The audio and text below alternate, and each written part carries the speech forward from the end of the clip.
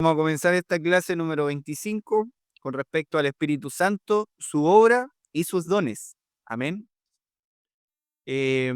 Como una pregunta para iniciar, eh, ¿qué creen ustedes que es el Espíritu Santo? ¿O quiénes dicen ustedes que es el Espíritu Santo? Hoy en día se ve distintos tipos de entendimiento con respecto a la doctrina del Espíritu Santo. Por ahí tenemos algunas ideas que el Espíritu Santo es una fuerza. Algunos lo entienden así, que es como un poder impersonal, que es como una fuerza, como que fuera la fuerza de Star Wars, o quizás a un ente que lo podemos nosotros invitar a venir, que se va, que viene, que se va, que viene, como que fuera, como le digo, un Dios menor, por decirlo de una forma. Hoy día la clase número 25 nos va a invitar a ver realmente qué es el Espíritu Santo, cuál es su obra en nuestras vidas, en la vida de la iglesia, y también sus dones, lo que Él entrega a los creyentes. Y para iniciar, mis hermanos, esta clase, eh, nosotros tenemos que entender primero, ¿cierto?, la naturaleza en sí. ¿Qué es realmente el Espíritu Santo? Acá es lo que nosotros vamos a analizar en la clase de hoy. Primero, ver que el Espíritu Santo es una persona, ya que es un Dios, es el Dios verdadero. Así como el Padre es Dios, el Hijo es Dios, el Espíritu Santo también es Dios. No hay una jerarquía o un nivel como que el Espíritu Santo fuera de menor categoría. Vamos a analizar también su obra, ¿ya? Cómo el Espíritu Santo aplica la obra redentora a la vida del creyente. Tercero, vamos a analizar los dones también, el servicio común en la iglesia. Cuarto, los límites, porque hay mucha gente que sobrepasa los límites de lo que está revelado en la Escritura, atribuyendo ciertas cosas o ciertas conductas como que fueran del Espíritu Santo, cuando en realidad son simplemente actos de emocionalismo. Y quinto, el consuelo. Cómo es que el Espíritu Santo nos consuela, cómo es que produce fruto y cómo el amor de Cristo es puesto en nosotros por medio del Espíritu Santo.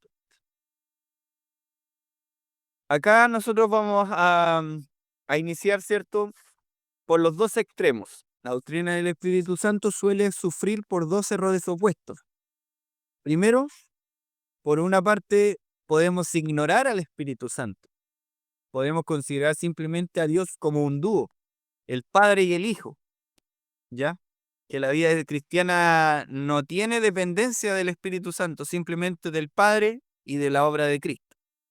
Y también en el otro extremo está cuando se cree en el Espíritu Santo, pero se cree mal, ¿ya? O se usa mal la personalidad del Espíritu Santo. Es una excusa para el desorden, para esa supuesta, y digo supuesta, libertad atribuida al Espíritu Santo, pero sin una experiencia ni examen bíblico, ¿ya? Nosotros tenemos ahí algunos textos para que ustedes después los desarrollen en su hogar.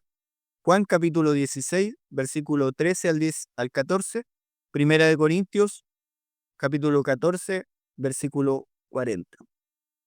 Como dato también, los capítulos desde el 14 al 18, si no me equivoco, de Juan, contienen más doctrina del Espíritu Santo que casi la mayoría del resto del Nuevo Testamento, para que si alguna persona quiere profundizar más en el estudio del Espíritu Santo, puede encontrarlo ahí en el libro de Juan, lo que Cristo dice acerca del Espíritu Santo. Para poder ir viendo, primero, el punto 1 de nuestra confesión, ¿cierto? La persona del Espíritu y el triunfo de la ortodoxia. ¿Por qué digo triunfo? ¿Recuerdan los primeros capítulos que vimos acerca del Hijo? La personalidad del Hijo de Cristo. Había cierto entendimiento con respecto al Hijo, pero finalmente la Iglesia, en conjunto, en un concilio, fue atribuyendo lo que la Escritura dice del Hijo y lo que no dice del Hijo, lo fue eliminando. De la misma manera, cuando se habla del Espíritu Santo, estas cosas no eran quizás tan relevantes poder abarcarlas en un inicio. Si podemos leer el primer credo que tenemos registro en la historia: creo en Dios Padre Todopoderoso, Creador del cielo y de la tierra, creo en Jesucristo, ¿cierto? El Hijo de Dios, creo en el Espíritu Santo, y del tiro pasa, creo en la Santa Iglesia. No hay una referencia, no hay una categoría, no hay una característica al respecto del Espíritu Santo. Y no es hasta el Concilio de Constantinopla, en el año 381, que fue el puntapié inicial para empezar a determinar lo que la Escritura dice del Espíritu Santo, y lo que no dice tampoco añadirlo. ¿Qué pasó en este año? Bueno, generalmente ustedes conocen que cada vez que se levanta algún mal entendimiento de la Escritura, la Iglesia va respondiendo. Nunca es y a la inversa.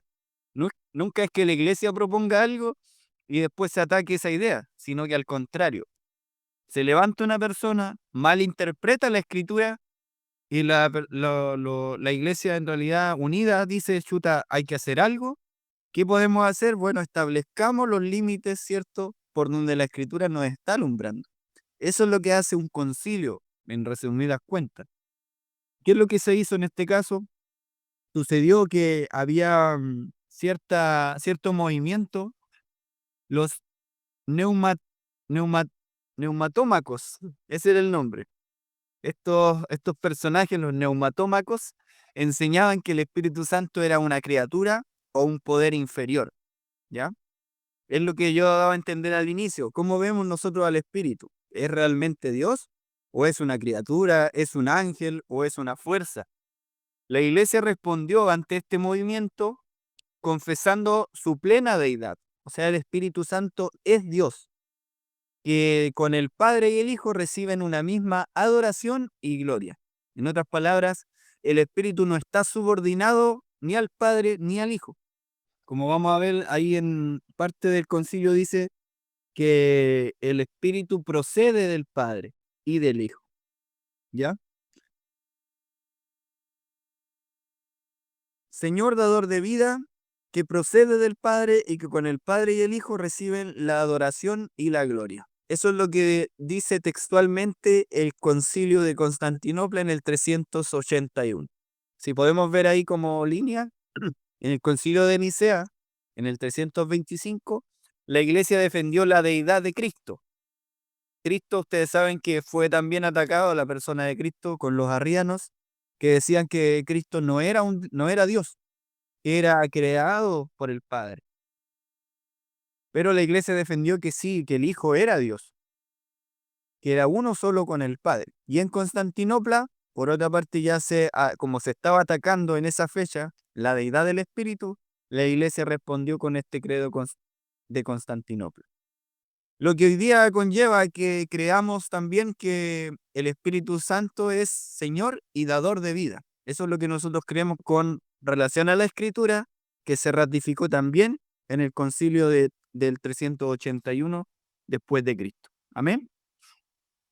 Acá nosotros teníamos el esquema de la Trinidad, ¿cierto? Que el Padre, el Hijo y el Espíritu Santo tienen la misma esencia, la misma sustancia, tienen el mismo poder y tienen la misma gloria.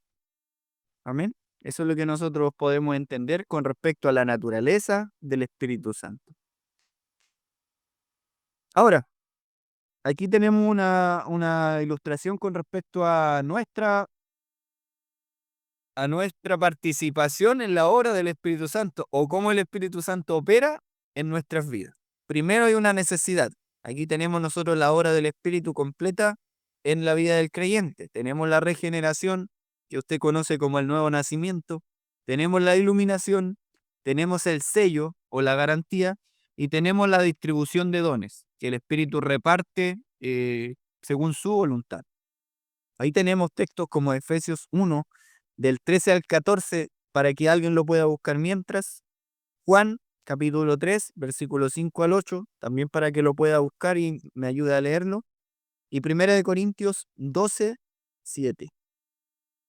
Fíjense acá cómo está la línea. Tenemos una necesidad. Primero, dice la Escritura que estábamos muertos en delitos y pecados, por ende éramos enemigos de Dios. Ahí está la primera obra del Espíritu Santo en nuestra vida. ¿ya? Por medio de la regeneración. ¿Qué es lo que hace el Espíritu Santo? Nos hace nacer del agua y del Espíritu para poder ver el reino de los cielos. ¿Cuál es el resultado? Renueva nuestro corazón, que ese corazón está disponible para arrepentirse y creer en Cristo Jesús. Esa es la maravillosa obra del Espíritu Santo, la obra inicial del Espíritu Santo en nuestra vida. Si usted puede meditar un momento en el libro de Génesis, cuando dice que en el principio creó Dios los cielos y la tierra estaba desordenada y vacía, el Espíritu de Dios se movía sobre la faz de las aguas. Dice la Escritura que la tierra estaba desordenada y vacía. Después el Espíritu Santo se movía o aleteaba sobre la superficie de las aguas, sobre la faz de las aguas. Cuando ya aparece el Espíritu Santo, comienza a dar orden. Lo que antes estaba desordenado, ¿cierto? Y vacío, el Espíritu Santo comienza trayendo vida y orden. Ahí nace la palabra cosmos, que significa un orden. Lo que también estaba en tinieblas, dice la Escritura que Dios separó, por medio del Espíritu Santo, ¿cierto? Y la obra del Hijo, separó la luz de las tinieblas. Esa es otra obra del Espíritu Santo que también lo podemos ver manifestada en la obra de redención. Si estábamos nosotros en oscuridad, amando las tinieblas, hoy día hemos venido a su luz admirable. De esa manera el Espíritu aún ordena que nosotros ya no seamos parte de la oscuridad, sino que ahora seamos parte de la luz de Cristo. Amén. Segunda obra del Espíritu, la iluminación. ¿Cuál es nuestra necesidad? Cuando nacemos de nuevo aún tenemos ignorancia o no vemos las cosas que son del Espíritu. Cuando el Espíritu nos ilumina, nos da el discernimiento, ¿cierto? Podemos tener un resultado práctico, que obviamente comprensión de la Escritura y amor por la Escritura. O sea, el Espíritu jamás nos va a decir, ahora estás listo, no necesitas la Escritura para tú seguir avanzando y madurar en la fe. Al contrario, el Espíritu es quien pone en nosotros el querer como el hacer por su soberana voluntad. El Espíritu es quien contriñe nuestro corazón para ir corriendo a la Escritura y poder de ahí beber el agua de vida. El Espíritu es quien nos convence de pecado, que nos saca de la ignorancia para venir al conocimiento del Hijo de Dios. Esa es la obra maravillosa del Espíritu Santo en la iluminación. Tercero, el sello del Espíritu o las arras. ¿Cuál es nuestra necesidad? También podemos nacer de nuevo, podemos conocer la Escritura, tener amor por la Escritura, pero aún podemos palpar una inseguridad sobre el futuro.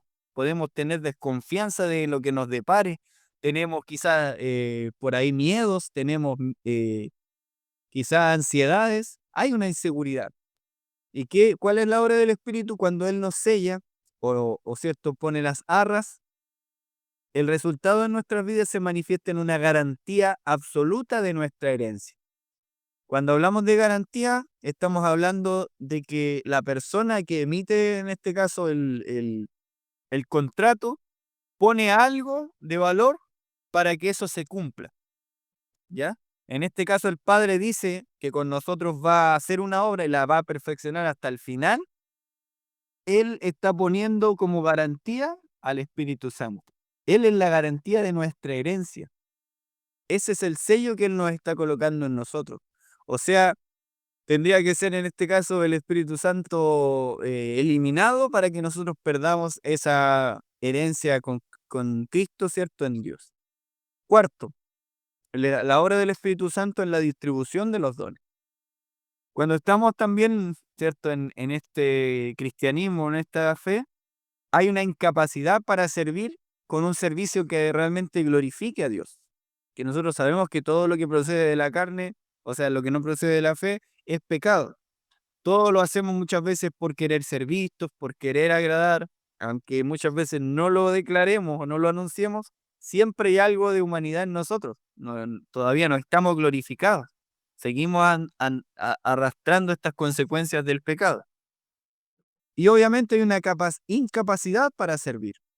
¿Por qué? Porque nos servimos en el amor de Cristo. ¿Cuál es la obra del Espíritu Santo? Él reparte dones en su iglesia para la edificación del cuerpo de Cristo. Y eso como resultado práctico es un resultado muy importante porque nos da las herramientas para edificar a la iglesia, para que usted y yo podamos edificarnos para que usted y yo podamos someternos unos a otros, para que podamos amarnos unos a otros, para a lo mejor en algún momento tener discusiones y podamos en amor poder instruirnos y confrontarnos unos a otros. Esa es la maravillosa obra del Espíritu Santo en la vida del creyente. Tenemos por ahí los textos, amados hermanos, Efesios 1, del 13 al 14, si alguien puede dar lectura. Amén. Lo tengo, hermano. Bueno, hermana María. Es que es las arras de nuestra herencia hasta la redención de la posesión adquirida, para alabanza de su gloria. Amén, amén. Amén, gloria a Dios. No dice hasta que ustedes se cansen en el camino. No dice hasta que ustedes cometan el primer error. No dice hasta que ustedes lleguen a una cierta edad. ¿Hasta cuándo dice? Mi hermana María Elena. Dice, hasta la redención. Hasta la redención. Ajá. ¿Verdad? Hasta recibir esa herencia en los cielos, preparada para nosotros. Ahí está la garantía absoluta del Espíritu Santo en nuestras vidas. Juan, capítulo 3, del 5 al 8. Yo lo tengo. Amén, mi hermana. Respondió Jesús, de cierto te digo, que el que no naciere de agua y del Espíritu no puede entrar en el reino de Dios. Lo que es nacido de la carne, carne es, y lo que es nacido del Espíritu, Espíritu es.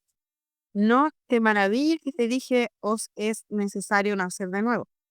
El viento sopla de donde quiere y oyes su sonido, mas ni sabes de dónde viene ni a dónde va. Así es todo aquel que es nacido del Espíritu. Amén. Esa es la conversación de Cristo, ¿cierto?, con Nicodemo, cuando está preguntando sobre el nuevo nacimiento. Está declarando esto. Ahí, ¿qué es lo que nos está dando a entender? Que hay una necesidad. Necesitamos nacer de nuevo para poder ver el reino de los cielos. Pero si yo me pongo en la parte natural, yo todavía no tengo un cuerpo, todavía no puedo nacer, por ejemplo. No puedo yo decirme a mí mismo, ahora voy a nacer. Alguien tiene que hacer algo por mí. En este caso, mis padres tienen que obviamente concebir y luego dar a luz un hijo. Es una obra externa a nosotros. La regeneración no es una obra personal. No es que yo un día decida, hoy día voy a nacer de nuevo, mi hermano. O déjenme hacer algunas cosas y mañana ya entrego mi vida al Señor y voy a nacer de nuevo. No es esa la forma. La regeneración es una obra interna, una obra que quizás nosotros no tenemos idea en qué momento ocurre, pero el Espíritu Santo, la primera obra que hace en nuestras vidas es darnos un nuevo corazón. Como la promesa que está en Jeremías, sobre el nuevo pacto, Jeremías 31, que él dice que quitará de nosotros ese corazón de piedra y pondrá entre nosotros un corazón de carne. Pondrá sus leyes, pondrá su espíritu sobre nosotros, derramará su espíritu sobre toda carne. ¿Para qué? Para que todos podamos conocer a Cristo, para que todos podamos ir al Padre. Primera de Corintios capítulo 12, versículo 7. ¿Quién lo tiene ahí, mis hermanos?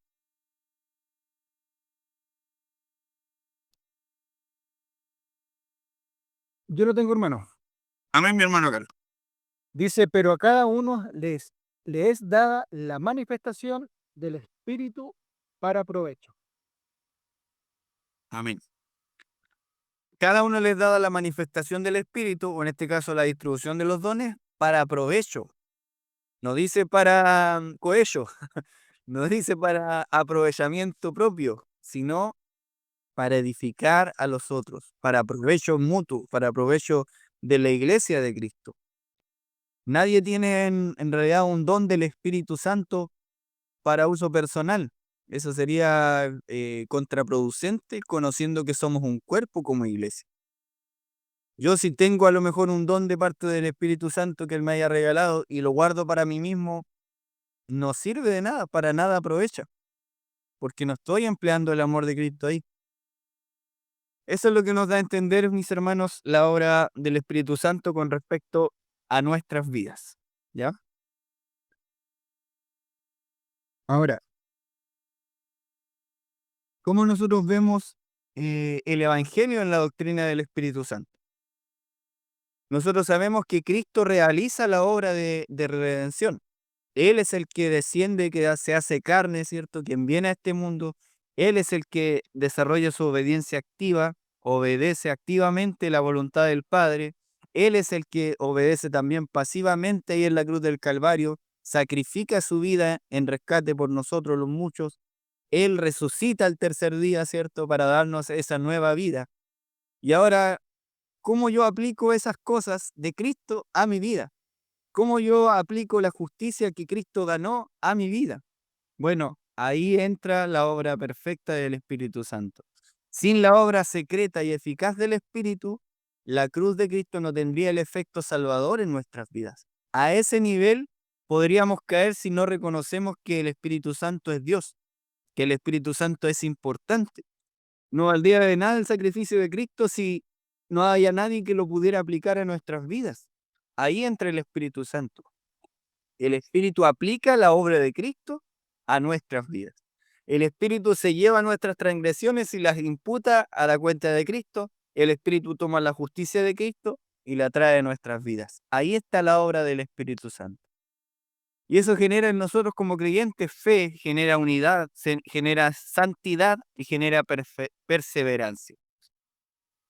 Juan 16, 14. Si alguien lo puede leer, mis hermanos. Amén, yo lo tengo. Amén, léalo. Me glorificará porque les contará todo lo que reciba de mí. Amén. Ahí es cuando Cristo está hablando del Espíritu que había de venir, el Espíritu de verdad. Él me glorificará porque tomará de lo mío y os lo hará saber. O sea, si el Espíritu, si la obra principal del Espíritu no está glorificando a Cristo, no es el mismo Espíritu de la Escritura. Para eso el Espíritu viene, para eso el Espíritu nos sella, para ir a Cristo, para poder refugiarnos en Cristo, para poder confiar en Cristo y depositar nuestra fe en Cristo Jesús. Amén. Ahora, segundo, ¿cómo es que el Espíritu distribuye los dones? ¿Ya? Los dones, mis hermanos, nosotros entendemos por dones, ¿cierto? Enseñar, el don de servicio, el don de exhortación, que podríamos decir que es profecía, que está dentro del marco de la profecía, el don de dar, del don de misericordia. Los dones, mis hermanos, son herramientas, no trofeos. Anote eso y subráyelo. Los dones son herramientas, no son trofeos. El Espíritu reparte a cada uno en particular como Él quiere, no como la persona lo anhele o como la persona lo procure. Dice la Escritura que uno puede procurar los mejores dones, pero Pablo nos está mostrando un camino mucho más excelente, que es el amor. Ahora, ¿cómo es que el Espíritu, cierto, desarrolla estos dones en la iglesia? Porque hablo de una iglesia. Los dones son dados a un solo cuerpo, en este caso a la congregación. Son para enseñar, para servir, para exhortar, para dar, para misericordia. ¿Qué es lo que los dones no son? No son señal de superioridad. No es que si usted ve a un hermano que tiene la capacidad de enseñar, que además que enseña, sirve, que además que sirve, es misericordioso. Además que es misericordioso, tiene una fe inquebrantable. Además que tiene una fe, tiene la capacidad de dar con liberalidad. Cualquiera podría pensar, oh, este hermano es casi un ángel. Este hermano ya tiene ganado el cielo. Pero no es esa la manera en la que el reino se entiende. El que más tiene, el que más posee, en este caso del reino de Dios, es el que más sirve en la iglesia, es el que más está en servicio por los demás. No es una señal de superioridad espiritual, como que nosotros en algún momento vamos escalando peldaños de espiritualidad, ¿cierto? Cuando, no sé, se malentiende la palabra ser llenos del Espíritu Santo, como que hay cristianos que son bautizados en el Espíritu Santo y hay cristianos que no son bautizados en el Espíritu Santo. Ligerito vamos a ver esto, pero todo cristiano, todo creyente recibe al Espíritu Santo al momento de su regeneración, ¿ya? Los dones no son una señal de superioridad. Los dones son para el bien común de la iglesia. Y anote esto, bien común, ¿ya? El bien de la comunidad. Y tercero, deben servir obviamente al Evangelio. deben servir al Evangelio para mostrar a Cristo, para aplicar la obra de Cristo, para dar a conocer a Cristo. Ahí tenemos los textos de 1 Corintios 12 y tenemos el texto también de 1 Pedro, capítulo 4, versículos 10 y 11. ¿Alguien puede leer 1 Pedro? Este texto me gusta mucho con respecto a los dones. ¿Lo leo, hermano? Léalo, mi hermano Carlos. por favor. Dice, cada uno, según el don que ha recibido, ministrelo a los otros, como buenos administradores de la multiforme gracia de Dios. Si alguno habla, hable conforme a las palabras de Dios. Si alguno ministra, ministre conforme al poder que Dios da, para que en todo sea Dios glorificado por Jesucristo, a quien pertenecen la gloria y el imperio por los siglos de los siglos. Amén. Amén. Amén, gloria al Señor. ¿Se fijan que hay una necesidad o un imperativo, un mandato de Dios ahí a través del apóstol Pedro? Que el que tiene un don, ministrelo a los otros como buen administrador de la gracia del Señor. No es para que usted se los guarde, se los coleccione como trofeos, sino son herramientas para el bien común. Y tienen un propósito. El objetivo es glorificar. ¿Glorificar a quién? ¿Al que está ejerciendo el don? Por ninguna manera. Glorificar al Padre, para la gloria del Señor. Eso es lo que nosotros tenemos que entender con respecto a los dones, ¿ya? Primera de Pedro, capítulo 4, versículos 10 y 11. Ahora vamos a ir avanzando. El punto 3. Acá nosotros vamos a analizar lo que creemos nosotros, ya como iglesia, el continuismo moderado y la suficiencia bíblica. ¿Ya? Nosotros afirmamos dos verdades sin confundirlas, ¿ya? ¿Por qué digo esto? Luego lo vamos a explicar. Hay muchos que entienden con respecto a los dones, ¿cierto? Que lógicamente hay dones de sanidad, dones de milagros, dones de lenguas, de interpretación de lenguas, diferentes tipos de dones. Ahora, quiero que entiendan que no todos los dones cumplen un mismo objetivo, ¿ya? No todos los dones del Espíritu Santo son repartidos conforme a, digamos, a las épocas o a los tiempos. Hay dones que el Espíritu, ¿cierto?, aplicó a sus discípulos, a los discípulos de Cristo, para señal de los que estaban en este tiempo predicando. Hoy en día nosotros tenemos el canon cerrado, tenemos la escritura completa, ¿cierto? Un libro que fue inspirado por el Espíritu Santo, un libro que es inerrante y que es infalible. Tenemos la palabra profética más segura, dice el mismo apóstol Pedro. Esa es la escritura. Por ende, ¿qué pasaba en el siglo I cuando estaban los discípulos, ¿cierto?, hablando y dando testimonio acerca de Cristo? Nadie les iba a creer porque no había ningún documento vinculante para lo que ellos defendían o enseñaban. Una manera de probar su veracidad, que venían de Dios, era que ellos manifestaran dones milagrosos o dones extraordinarios que podemos llamar. Ahora, muchos entienden que las personas que no creemos estas cosas somos cesacionistas, que pensamos que los dones ya no existen, que Dios no puede hacer milagros. Nosotros acá vamos a afirmar dos cosas. Primero, Dios sigue obrando. Dios puede sanar, Dios puede consolar, Dios puede capacitar a su iglesia conforme a su voluntad soberana. Dios no es una persona que nosotros podamos decir, no, Dios, tú ahora no tienes que estar haciendo milagros porque nosotros ya tenemos la escritura. Eso sería como nosotros, ¿cierto?, decirle a alguien superior o controlar a alguien superior. Eso es un error y también es un error decirle, ahora Señor, ven y sana, o declaro yo sanidad en mi vida. Lo estoy mandando, al igual que lo estoy mandando a que no lo haga, lo estoy mandando a que lo haga. Es el mismo error en dos extremos diferentes. Lo que yo quiero que entiendan, mis hermanos, con el amor del Señor, es que Dios sigue obrando. Dios puede manifestarse en una sanidad extraordinaria en una persona, puede sanar, puede hacer un milagro, puede multiplicar los alimentos, puede hacer como Él lo determine conforme a su voluntad soberana, ¿ya? Eso nosotros lo entendemos. Lo que nosotros creemos también, que es otra verdad, es que el canon está cerrado. No hay visión, no hay Dios me reveló cierta cosa, Dios me mostró cierto algo, o siento de parte del Señor esto. Todas estas cosas, mis hermanos, hoy en día no poseen la autoridad o la infalibilidad como la Escritura. Ahí nosotros tenemos que hacer un paralelo, un descarte. Si esa supuesta visión, ese sueño, perfectamente está coordinado con la Escritura, lo podemos creer, lo podemos examinar, lo podemos analizar y podemos confiar en esa visión. Ahora, si esa visión nos está revelando algo para complementar la Escritura o para añadir a la Escritura algo nuevo, nosotros no podemos aceptarlo. No hay, como decía el capítulo 3 de nuestra confesión, no hay nuevas revelaciones. Dios ya habló, ¿cierto?, por muchas maneras a nuestros padres, por los profetas, más hoy nos ha hablado por el Hijo, por la verdad. Cristo es la verdad y Cristo está de Cristo está dado el testimonio en la Escritura. Por ende, no hay una visión, un sueño o una profecía incluso que sea infalible, tal cual como en la Escritura. ¿Cuál es la regla segura?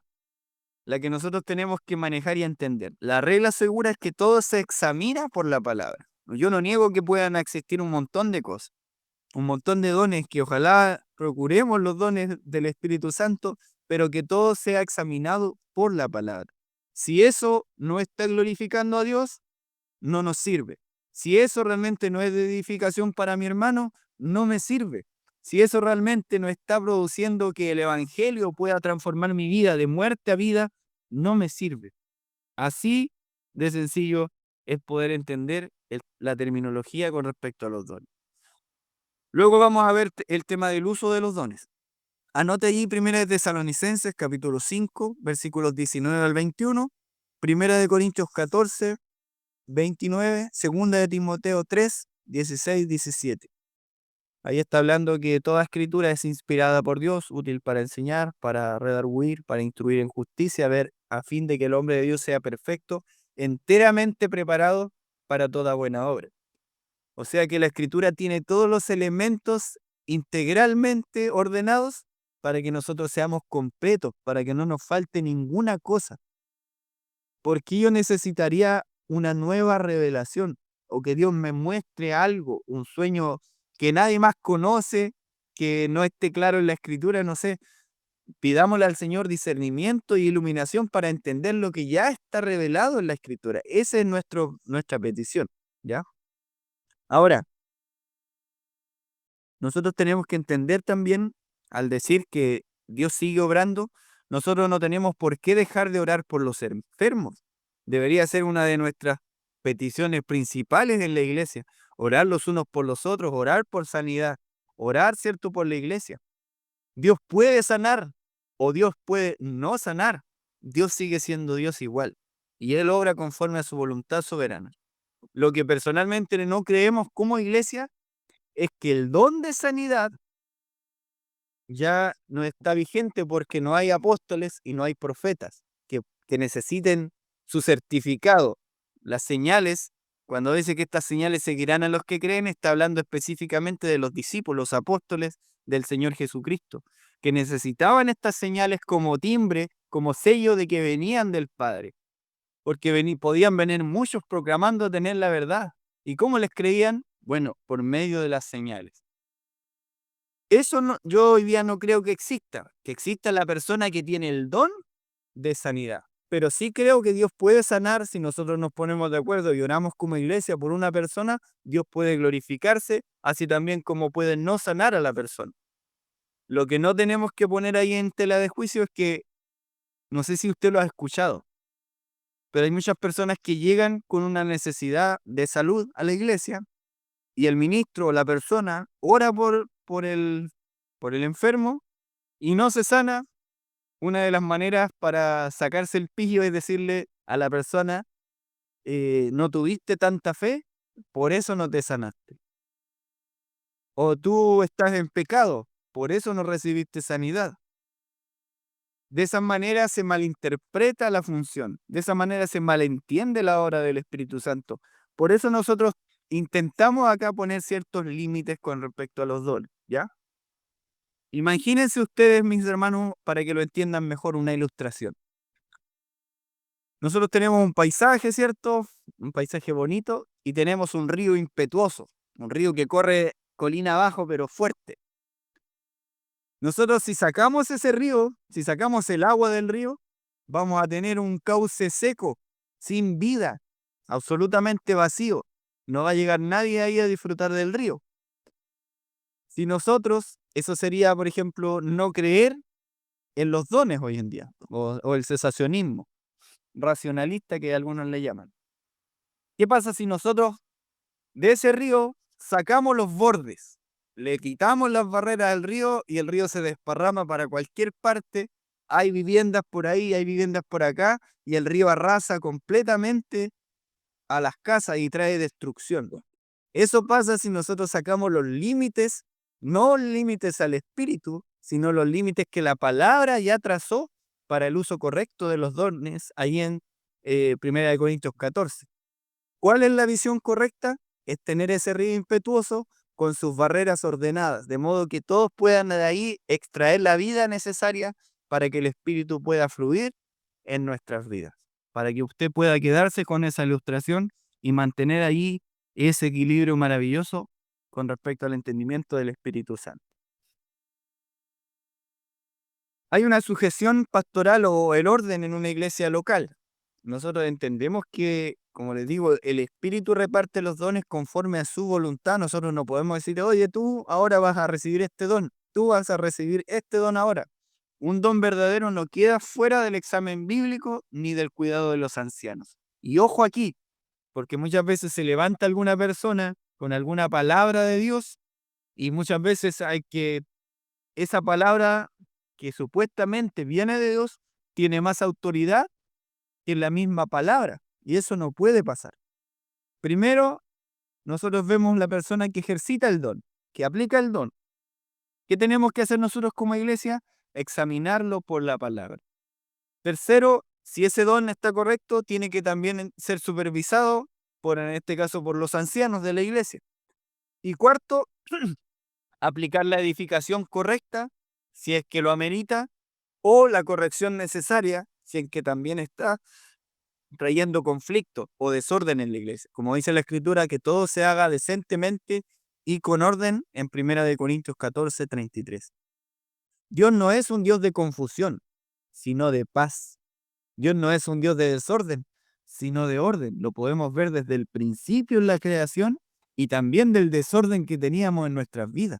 La persona que realmente tiene al Espíritu Santo no es cierto el que es más loco en la iglesia, sino el que tiene su vida en dominio propio, el que puede controlar su vida de las tentaciones, el que puede aplicar cierto los dones de misericordia, el que más ama, más tiene el Espíritu Santo, si lo podemos ver en una ilustración mejor.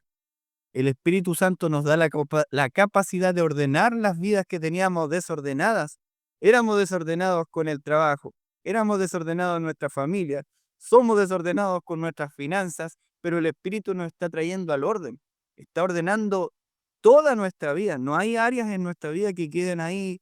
No, estas no tienen que llegar al Espíritu Santo, que ojalá que no se entere, porque esto yo lo veo con mis emociones, ¿no? O esto yo lo veo como a mí me parezca. No puede ser así, mis hermanos. Y hay una historia importante allí en Levítico 10, si no me equivoco, cuando habían, ¿cierto?, los hijos de Aarón, Nadab y Abiú, quisieron presentar a Dios un fuego que Dios nunca les mandó. Presentaron un fuego extraño delante de Dios. Pero dice la Escritura que Dios descendió, ¿cierto?, por medio de una llama y los consumió al instante y cayeron muertos. A ese nivel de orden y de santidad, Dios trata con las cosas que Él tiene establecidas. No es un Dios de desorden. No es que yo lo hice para el Señor, lo hice con agrado para el Señor, pero el Señor nunca nos mandó a hacer algo que no estuviese explícitamente puesto en su Escritura. Y ese es el cuidado que debemos hacerlo.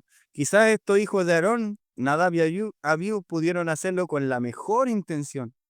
Y muchas veces nosotros ayudamos a algún hermano o le damos alguna palabra o le decimos algo con la mejor intención. O se lo decimos, esto se lo digo en el nombre del Señor. Pero el Señor nunca nos mandó a eso.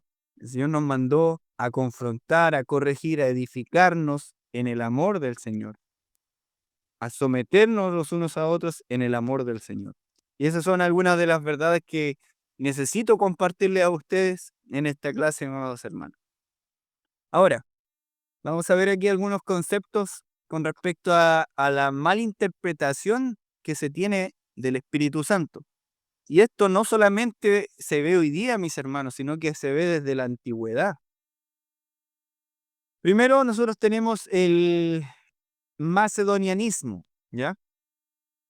Que anunciaba que el Espíritu no era una criatura. O sea, el Espíritu no es una criatura, sino es una fuerza, ¿ya? Es como un espíritu, ¿cierto? Impersonal, que no es una persona, sino obviamente es un ente, o como se decía antes, los docetistas, que decían que era un eón, era parte de esos 12 eones que existían allí. En este caso, el macedonianismo apuntaba que el espíritu no es criatura, no es persona, ¿ya? Que va ligado a lo que nosotros veíamos del neumato, ¿cómo decíamos? Neumatómacos, esa era la palabra. Segundo, el neomontanismo. Para que se entienda, la palabra neo viene de nuevo, y montanismo, había un personaje montano en los primeros siglos de la iglesia, que ellos se apartaban de las comunidades civilizadas y se iban a las montañas, ¿ya?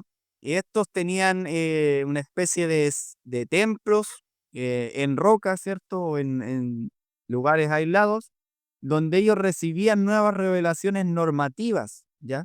Como decir, no sé, en ese tiempo Dios dice que nosotros tenemos que hacer esto, y eso ellos lo ponían como reglas, como mandatos, ¿ya? Cuando decimos neomontanismo, hablamos que hoy en día también hay ciertas personas que reciben nuevas revelaciones de parte del Señor y las colocan como algo normativo. No sé, Dios me reveló que hoy en día las mujeres tienen que usar faldas. No sé, puede sonar algo muy casual, pero eso se instituye como una regla, como una norma, porque Dios se lo reveló a una persona y nosotros no tenemos idea si efectivamente eso fue revelado por Dios o no. Nosotros, ¿cuál es nuestro muro? Que Dios ya no tiene nuevas revelaciones. Dios se reveló en la Escritura, Dios se revela en una manera general a través de la creación, y Dios se revela en una manera especial a través del canon bíblico. Esas son nuestras dos verdades. Tercero, el naturalismo práctico. Eh, que Dios no está limitado por nuestro racionalismo. Nosotros no creemos en el naturalismo práctico, ¿ya? No es que como nosotros entendemos que hoy día, ¿para qué sirven los milagros? O los milagros eran necesarios en este tiempo. No podemos nosotros, mis hermanos, limitar a Dios. Dios es Dios. Nosotros somos sus siervos. Él hace como Él quiere. Nosotros, en este caso, no podemos nosotros decirle al Señor, no puedes hacer esto, no puedes hacer aquello.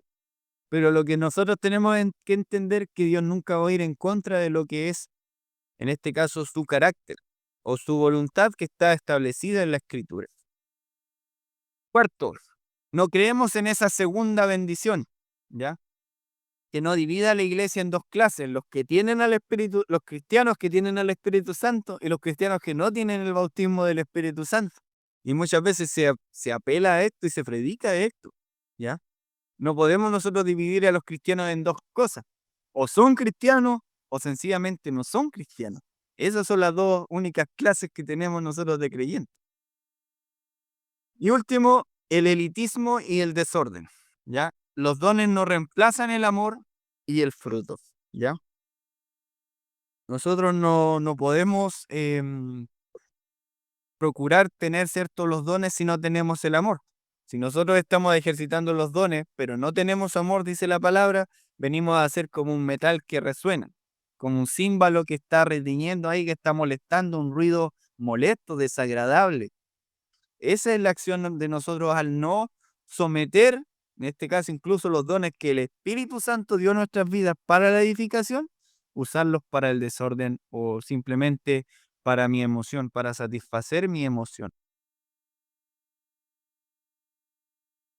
Como dice ahí ya después de Corintios 14, Pablo pasa a hablar del amor. Y dice, procurar los mejores dones, mas yo les muestro un camino mucho más excelente, ¿ya? Hablando del amor. El Espíritu mora en nosotros e intercede aún cuando no sabemos cómo orar. Dice la Escritura que ¿acaso pedimos como que supiéramos? Como que sabemos de que tenemos necesidad. Dice que ni siquiera entendemos. Mas el Espíritu que mora en nosotros gime con gemidos indecibles. El Espíritu intercede por nosotros. Nunca estamos solos como creyentes, mis amados hermanos. Siempre estamos con el Espíritu Santo en nosotros. Él es nuestro ayo, Él es nuestro consolador. Él no nos dejará huérfanos. La mayor señal, ¿cuál es la mayor señal del Espíritu Santo? No es una manifestación sentimental o emocional particular, sino el fruto del Espíritu. Por eso hicimos una serie completa hablando del fruto del Espíritu. La marca distintiva del creyente con el Espíritu Santo es la aplicación del fruto del Espíritu en nuestras vidas. El amor, el gozo, la paz, la paciencia, la benignidad, la bondad, la fe, la mansedumbre y el dominio propio. Esa es la mayor señal que podemos nosotros tener del Espíritu Santo habitando en nuestras vidas. Y último, el amor y la obediencia. La verdadera madurez nos hace más semejantes a Cristo y nos da la capacidad de obedecer a Cristo, someternos a su autoridad y a su palabra, a su mandato. ¿Algunas preguntas ahí para cerrar? Para que podamos conversarlas ahí luego. Primero, ¿estoy dependiendo del Espíritu o solo de mis fuerzas? Segundo, ¿mis experiencias me llevan a Cristo y a la palabra? ¿O simplemente son experiencias? Tercero, ¿qué fruto del Espíritu debo pedir que crezca hoy día en mi vida? ¿Qué sienten ustedes que les falta, en este caso, del fruto del Espíritu que se pueda manifestar en nuestras vidas? Yo creo que ahí podríamos decir la mayoría. Así que con eso ya podemos concluir la doctrina del Espíritu Santo, de su obra y sus dones.